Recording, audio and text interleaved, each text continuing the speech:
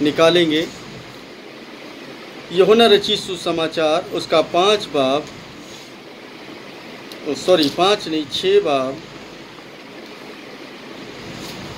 और उसके 29 और 30 पद को मैं आप लोगों के लिए पढ़ देता हूँ। यूहन्ना 6 उसका 29 और 30। यीशु ने उत्तर देते हुए उनसे कहा, परमेश्वर का कार्य यह है कि जिसे उसने भेजा है तुम उस पर विश्वास करो।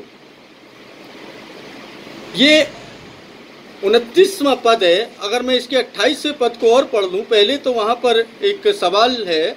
इसलिए उन्होंने उससे कहा, परमेश्वर के कार्य करने के लिए हम क्या करें?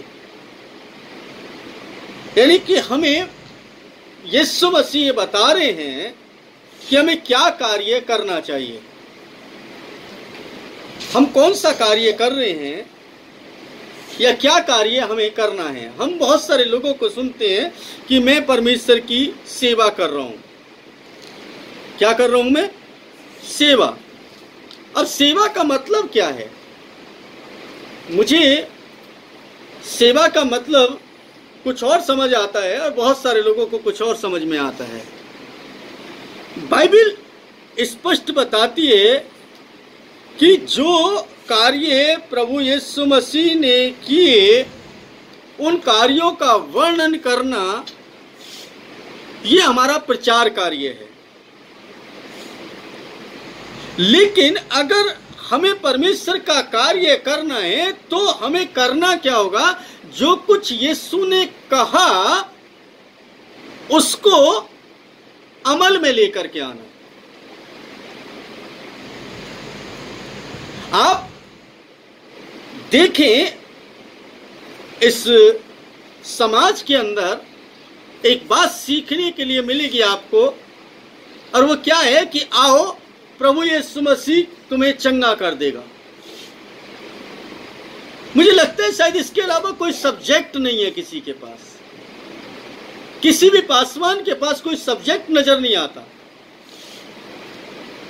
बहुत कम पासवानों के पास सब्जेक्ट नजर आता है, क्या हमारा उद्धार हुआ है या नहीं हुआ है। लेकिन हम शुरुआत कहां से करते हैं? यीशु मसीह तुम्हें चंगा कर देगा। हम पहले ही उसको लालच दे रहे हैं। आप यीशु के गुणों के बारे में नहीं बता रहे हैं, आप उसको एक लॉलीपॉप दे रहे हैं कि यीशु पे विश्वास करोगे यीशु ऐसा कर देगा। लेकिन यीशु ने ऐसा कब कहा कि तुम जाकर कहना तुम यही काम करना? परमेश्वर कहता है कि इसकी सुनो। हम पिछले सप्ताह बात कर रहे थे कि हम इसकी सुने। किसकी सुने? यीशु मसीह की। लेकिन हम सुन किसकी रहे हैं? क्या यीशु मसीह की सुनते हैं? यीशु मसीह ने हमसे जो जो बातें कही करने के लिए, उनमें से हम जांचें परखें कि हम कितनी उन बातों पर अमल कर रहे हैं। तो समझ में आएगा कि आप प्रभु के साथ हैं। और केवल आप इसी बात में संतुष्ट हैं कि ना प्रार्थना की और तुम्हें चंगे हो गए, प्रार्थना की दुष्ट आत्मा निकल गई, तो ये परमेश्वर के कार्य में सम्मिलित नहीं है।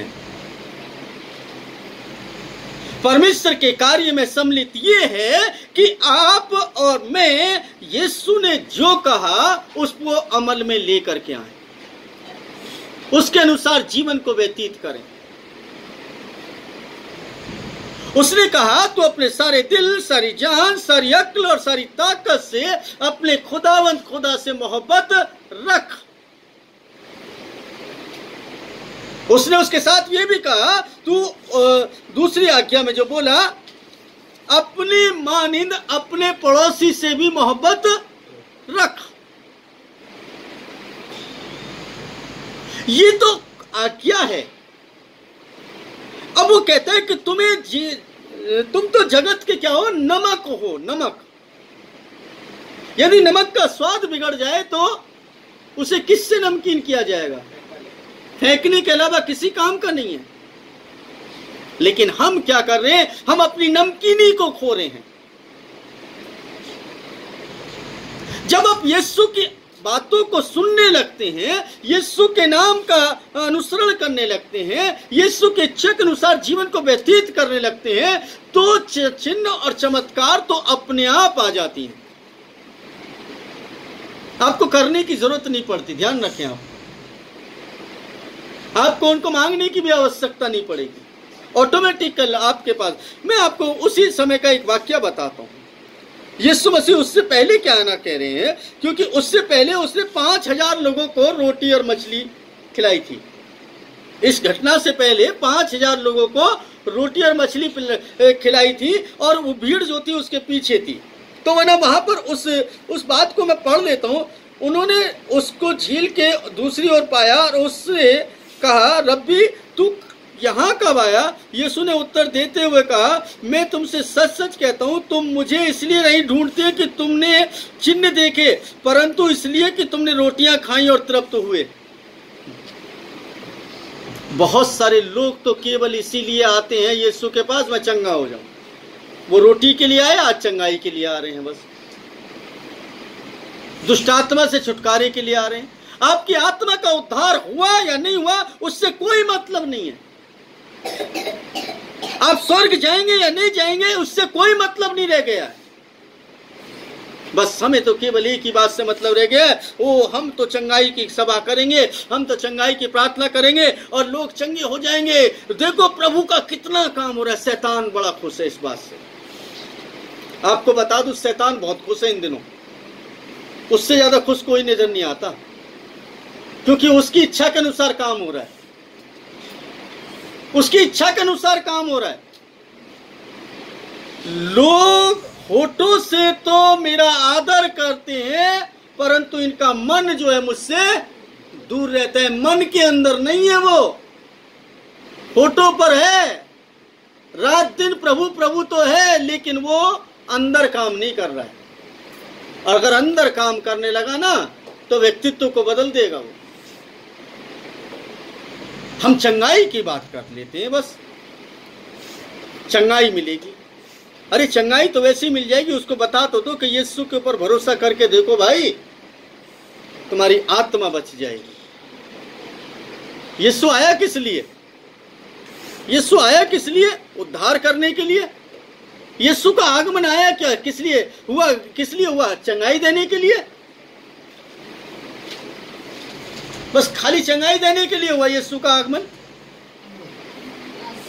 हमारे पापों से किसके लिए? छुटकारे के लिए। हम उस पर ईमान लेकर के आए, उस पर भरोसा रखें, उस पर विश्वास करें, हम अपने गुनाहों की माफी मांगे और हमारे गुनाह वो माफ कर दे और फिर से कभी कोई दोबारा गुनाह ना करे। इसलिए वो आया ताकि हमें नजात दे सके, हमारा उद्धार कर सके। इसलिए नहीं आया कि हमें चंगाई दे दे, हमें नौकरी दे दे, हमें ना हमारा व्यापार बढ़ा दे, हमें हमारे ना बच्चों को ना अच्छे से कर दे। इसलिए नहीं आया वो। ये सब तो उसके साथ वैसे ही जुड़े हुए हैं, इसमें कोई बड़ी बात नहीं है। आप पौलुस के समय देखते हैं, आप बाइबल के अंदर देखते हैं कि कोई एक जन ना क्या है, यीशु मसीह विश्वास नहीं करता, लेकिन यीशु मसीह के नाम से क्या कर रहा है? वो दुष्ट आत्माओं को निकाल रहा है। दुष्ट आत्माओं को निकालते तो उसके नाम में सामर्थ है। कोई बड़ी बात नहीं हो रही, कोई बड़ा काम नहीं हो रहा है। चंगाई की सभाएं होना या चंगाई मिल जाना ये कोई बड़ा कार्य नहीं है, बहुत छोटा सा कार्य है, बहुत माइनर सा। उस जीवन के सामने बहुत माइनर है, क्योंकि वो जो जीवन आपको देना चाहता है वो जीवन आपके और मेरे पास है या नहीं है, ये मुझे और आपको डिसाइड करना पड़ेगा। अगर आज खुदावंद ये समस्या आ जाए तो मैं और आप कहां होंगे? हम चंगाई चंगाई खेलते रहे, हम दुष्टात्मा खेलते रहे, हम नौकरी खेलते रहे, हम व्यवसाय खेलते रहे। अगर आज यीशु मसीह आ जाए तो हम कहां पर होंगे? सवाल यहां पर खड़ा हो गया। हम अंतिम क्षणों में हैं। दुनिया के जो हालात हैं उन पर जरा दृष्टि तो करके देख लें।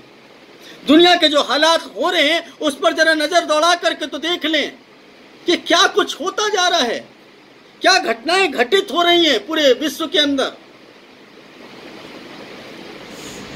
आपको मालूम चलेगा बाइबल की एक एक प्रोफेसी पूरी होती चली जा रही है। एक एक प्रोफेसी, छोटी से छोटी प्रोफेसी, माइनर से माइनर, हर एक भविष्यवाणी पूरी हो रही है। आप केवल हिंदुस्तान के अंदर देख कर लेते हैं बस, ओ ये हो गया, यहाँ पर ये हो गया, वहां ये हो गया, ओ वहां पर प्रार्थना की ये हो गया, वहां पर प्रार्थना की ये हो गया, और ये सब कुछ ऐसा चल रहा है। देखो वहां पर कितना सताव आ गया, कितने ना दुख में वो जी उनको जी रहे, कितने मार रहे, कितना काट रहे। इन सब के अलावा और कोई सब्जेक्ट नहीं है। सब्जेक्ट होना चाहिए कि प्रभु ने हमें जीवन दिया है, वो हमारा उद्धार करता है, वो हमें जीवन दे।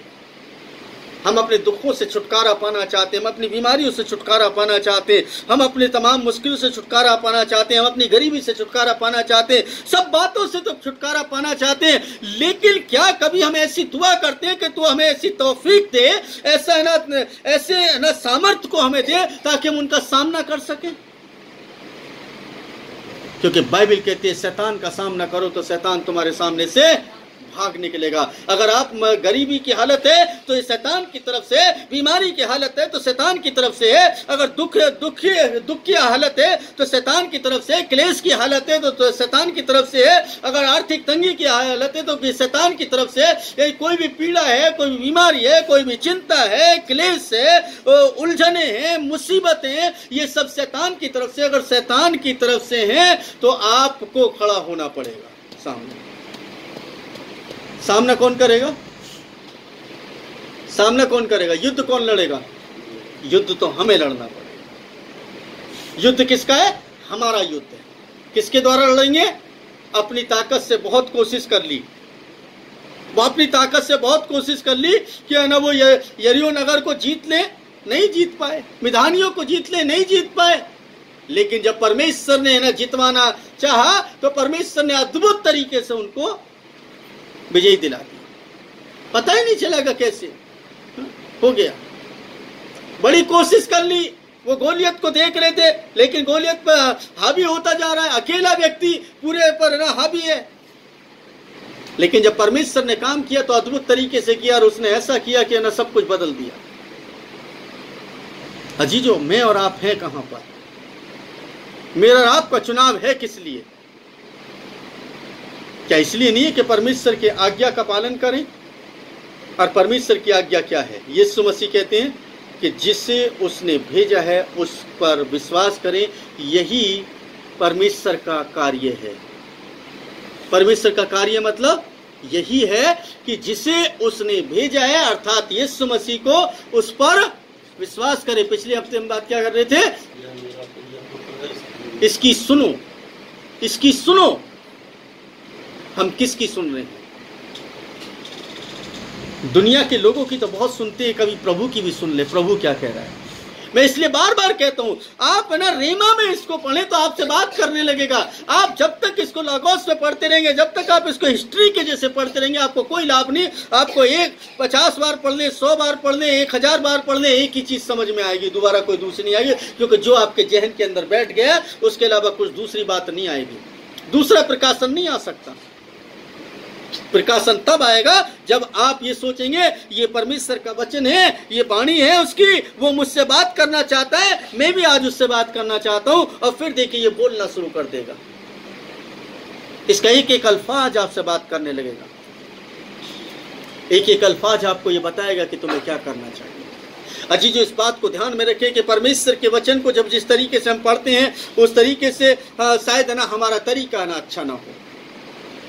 हम अपने तरीके को बदल लेंगे तो बहुत अच्छा है। यूहन्ना 8 में अगर मैं पढ़ता हूँ तो वहाँ पर ना एक बात लिखी है। यूहन्ना 8 में, यूहन्ना 8 और उसके मैं 37 पद को पढ़ रहा हूँ। मैं जानता हूँ कि तुम इब्राहिम के वंशज हो, फिर भी मुझे मार डालना चाहते हो क्योंकि मेरा वचन तुम्हारे हृदय में स्थान नहीं पाता। यीशु मसीह कहते हैं मैं जानता हूं कि तुम इब्राहिम के वंशज हो, यानी तुम मेरे भाई बंधु हो, तुम भी तो ना इब्राहिम से हो और मैं भी इब्राहिम से हूं, फर्क कुछ नहीं है, लेकिन फिर भी तुम मेरे को मार डालना चाहते हो क्योंकि मेरे वचन जो है तुम्हारे हृदय में स्थान नहीं पा रहे हैं। अब प्रभु यीशु मसीह के बारे में परमेश्वर क्या कह रहा है, इसकी सुनो, जिसको मैंने भेजा है उसकी सुनो तो आना तुम्हारा है। तो वो कहता है मैं वे ही बातें कहता हूं जिन्हें अपने पिता के यहाँ देखता है, इसी तरह तुम भी वे ही कार्य करते हो जिन्हें तुमने अपने पिता से सुना है। ये मैं नहीं कह रहा हूं, कौन कह रहा है, यीशु मसीह। यानी कि जिस बात को हम ज्यादा बोल रहे हैं, जिस बात के बारे में चर्चा ज्यादा कर रहे हैं, इसका मतलब हमारा पिता वो हो जाता है। यानी कि दो ही पिता हैं इस संसार के अंदर। अगर देखा जाए तो एक तो शैतान है और एक परमेश्वर है।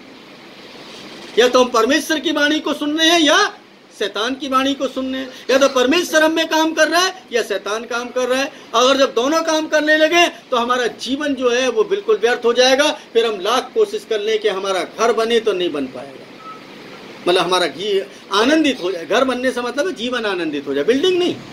बिल्डिंग का बनना ना समझे उसको, मैं पहले ही बताया, हमेशा बोलता हूँ, सब जगह जाकर के बोलता हूँ, बिल्डिंग नहीं।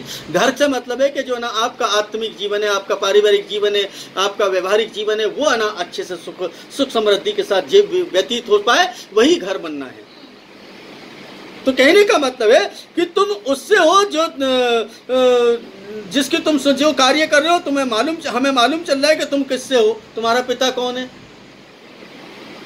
और उन्होंने उत्तर देते हुए उससे कहा, हमारा पिता तो इब्राहिम है। यीशु ने उनसे कहा, यदि तुम इब्राहिम के संतान हो तो इब्राहिम के समान कार्य करो।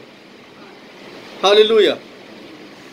अगर हम ये कहते हैं ना हम इब्राहिम की संतान है, इब्राहिम हमारा बाप है, तो किसके समान काम करें, इब्राहिम के समान। ये मेरे वचन नहीं है, कौन कह रहा है, यीशु मसीह कहता है। और मैं आपको बार बार कहता हूं कि आप मत्ती, मरकुस, लूका, यूहन्ना, इन चारों किताबों को कंठस्थ याद कर लो, आपको यीशु के साथ चलने में कभी भी दिक्कत नहीं आएगी। ऐसा नहीं है कि दुनियावी तरीके से नहीं चल पाएंगे, चलेंगे थोड़ा बहुत, लेकिन परसेंटेज इतनी कम हो जाएगी कि आप है ना दूसरों के लिए क्या समझे जाएंगे, बेकार के। ये तो बेकार की बातें करते हैं। और जब कोई व्यक्ति कहने लगे ना आपके बारे बेकार की बातें करते हैं, इनको दुनियादारी का पता नहीं है, भाई इसे कोई पता नहीं दुनियादारी का, तो समझ लीजिए कि वो प्रभु के साथ चलना शुरू हो गया। अगर प्रभु की बातें ज्यादा निकलती है, हर बात में प्रभु की इच्छा को पूरा करने की प्रयत्न करता है, तो समझ लो कि प्रभु ने आपके जीवन में काम करना शुरू कर दिया। परंतु अब तुम मुझ जैसे मनुष्य को मार डालना चाहते हो, जिसने तुम्हें उस सत्य को बताया जो मैंने परमेश्वर से सुना। ऐसा तो इब्राहिम ने नहीं किया। यानी जब सत्य बताया तो ना मार डालना चाहते हो, सत्य बताते तो ना क्या करते हैं, हम तो ना इस बात को दूसरे ढंग से ले ले। सत्य बताया तो क्या कर दिया हमने, हमें मार रहे हैं, हमारे देखो यहाँ पर हम पर हमला कर दिया। सत्य बताओगे तभी तो। आप केवल सत्य का बयान करें, आप है ना किसी दूसरे की आलोचना ना करें। हालेलुया। सत्य का बयान करें। आप बताएं केवल यीशु मसीह अच्छा है, आप बताएं केवल यीशु मसीह के प्रेम के बारे में, आप बताएं यीशु मसीह कितना भला है, आप बताएं यीशु मसीह आपसे कितना प्यार कर रहा है, यीशु मसीह कैसे है ना आपके जीवन में आनंद लेकर के आ सकता है। केवल इतनी बातें बताएं। आप दूसरे की बात क्यों करें, दूसरे के घर में क्या हो रहा है, कैसे हो रहा है, क्यों हो रहा है, भाई तू जाने में, लेकिन मेरा प्रभु यीशु मसीह ऐसा है। That's all. हमने अपना कार्य कर दिया, फिर बाकी का काम उसका है, वो अपने आप कर लेगा। तुम अपने पिता के कार्यों को कर रहे हो। उन्होंने उससे कहा, हम व्यभिचार से नहीं जन्मे, हमारा एक ही पिता है अर्थात परमेश्वर। यीशु ने उनसे कहा, यदि तुम्हारा पिता होता परमेश्वर तो तुम मुझसे प्रेम करते, क्योंकि मैं परमेश्वर से निकल कर आया हूँ। मैं अपनी इच्छा से नहीं आया, परंतु उसी ने मुझे भेजा है। हालेलुया। उसी ने मुझे भेजा है। जो मैं कह रहा हूं उसे तुम क्यों नहीं समझते? यह इसलिए है क्योंकि तुम मेरा वचन नहीं सुनते। तुम अपने पिता शैतान से हो और अपने पिता की लालसाओं को पूरा करना चाहते हो। वह तो आरंभ ही से हत्यारा है और सत्य पर स्थिर नहीं रहा, क्योंकि सत्य उसमें है ही नहीं। जब भी वह झूठ बोलता तो अपने स्वभाव से ही बोलता है, क्योंकि वह झूठा है और झूठ का पिता है। हालेलुया। वो क्या है? झूठ का पिता है। हम अपने जीवन में जांचें, हम अपने जीवन में परखें, क्या हम परमेश्वर का कार्य कर रहे हैं? जितने पासवान हैं वो जरूर समझें। विश्वासी तो एक बार को चलो ये कह सकते हैं कि उनको ना बहुत ज्यादा ज्ञान नहीं होता, लेकिन पासवान लोगों को तो बहुत ज्ञान होता है। क्या हम परमेश्वर का कार्य कर रहे हैं? क्या अभी भी हम चंगाई दुष्टात्मा ही खेल रहे हैं? बस यीशु मसीह के उद्धार के बारे में नहीं बता रहे। जो यीशु मसीह आने वाला है उसके बारे में हम ज्यादा चर्चा नहीं कर रहे। उनको बताइए कि यीशु जब आपके जीवन में आ जाएगा बीमारी तो चली जाएगी। आपका ईमान यीशु पर हो जाएगा तो बीमारी तो अपने आप जाने लगेगी, चाहे वो किसी भी माध्यम से जाए। माध्यम कुछ भी हो सकता है, लेकिन आपको तंदुरुस्त कर देगा, क्योंकि जिस घर में यीशु रहना चाहता है उस घर को भी तंदुरुस्त रखना चाहता है। क्योंकि उस घर को कौन बनाएगा? यीशु बनाएगा, यहोवा बनाएगा। इसका मतलब है कि हम लोगों को परमेश्वर के बारे में अपना ज्ञान और बढ़ाने की आवश्यकता है। परमेश्वर जैसा चाहता है हम वैसा अपने जीवन को चलाने का प्रयत्न करेंगे तो परमेश्वर वास्तव में हमारे जीवन में काम करेगा। परमेश्वर भला है। परमेश्वर आपसे और मुझसे प्रेम करता है। अगर आपसे और मुझसे प्रेम करता है तो वो चाहता है कि हम वो कार्य करें जो परमेश्वर चाहता है। परमेश्वर का कार्य क्या है? जिससे उसने भेजा है उस पर क्या करें? विश्वास रखें। यानी वो जो उसने जो कहा है उस पर हम विश्वास रखें। यही परमेश्वर का कार्य है। परमेश्वर आप सभी को आशीष दे। आमीन।